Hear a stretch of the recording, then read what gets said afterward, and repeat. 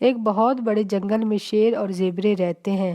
آدھا جنگل شیروں کا ہوتا ہے، آدھا جنگل زیبروں کا ہوتا ہے۔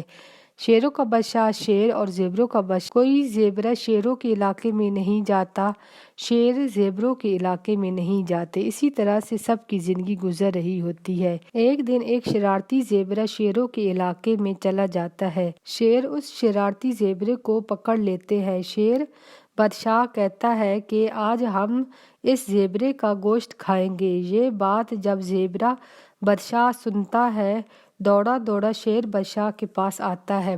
شیر بادشاہ کہتا ہے تم یہاں کیوں آئے ہو؟ زیبرا بادشاہ کہتا ہے کہ تم اس شرارتی زیبرے کو چھوڑ دو، اس کی جگہ مجھے کھا لو۔ یہ سن کر شیر کہتا ہے کہ تم بہت بہادر بادشاہ ہو، اپنے ساتھی کو بچانے کے لیے تم اپنی قربانی دے رہے ہو۔ بادشاہ ہو تو تم جیسا، جو میں نے اسے معاف کیا۔ آج کے بعد میں تمہارے جیسے بہادر بادشاہ سے دوستی رکھنا چاہتا ہوں، نہ کہ دشمنی۔ یہ سن کر زیبرا بادشاہ خوش ہو جاتا ہے۔ اس دن کے بعد شیر اور زیبرے سب مل جل کر ہنسی خوشی جنگل میں رہنے لگتے ہیں۔